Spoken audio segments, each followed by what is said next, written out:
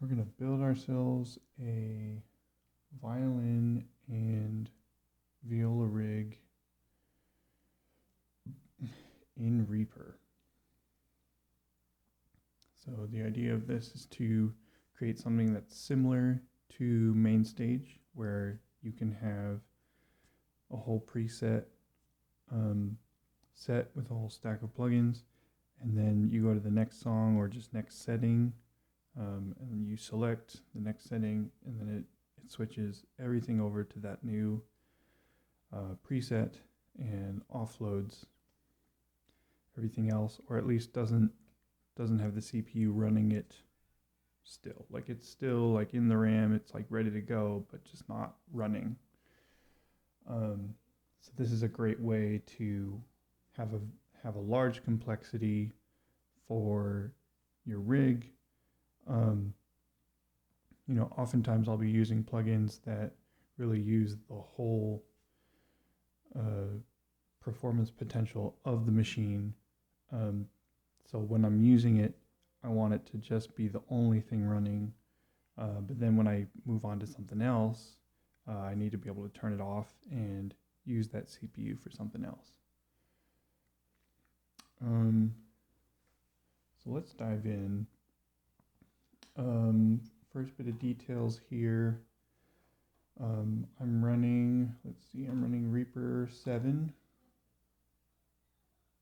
Reaper 7.29. And up here in the extensions, you'll see I have the SWS extensions installed, and then I have Repack also installed, and this is where I can browse packages, install updates, get extra plugins, particularly the JS effects variety. Something that I just learned about pretty recently is this LiveConfigs tool within the SWS extensions, and that's what's allowing me to have this sort of main stage style set of presets here. And as you'll see right here, I have this monitor section. That's what this big monitor screen is for, just to give like high visibility for just what preset that we're using right now.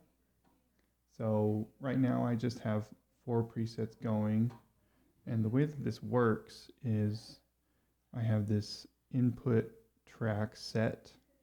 So that's going to be my main input.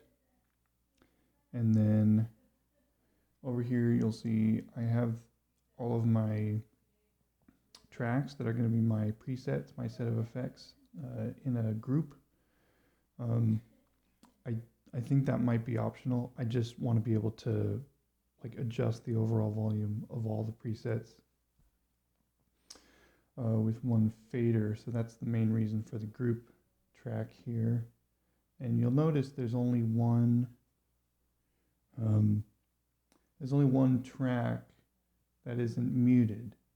And so, but I'm not actually controlling that over here. That's what LiveConfigs is doing over here.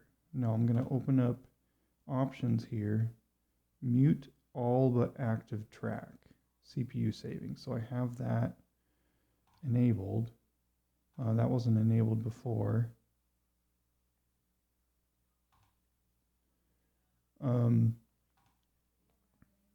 So at the most basic setting here, the way that you switch between presets is you just double click these tabs in this sort of spreadsheet thing, and you'll notice there's this automatic script going on where it's muting and unmuting the right tracks, and it also has like a crossfade so that it's not so abrupt. It avoids pops and clicks happening when it does it that way. And also you'll see on the monitor it tells you what track number you're on, and if the track is named something, then that will display here.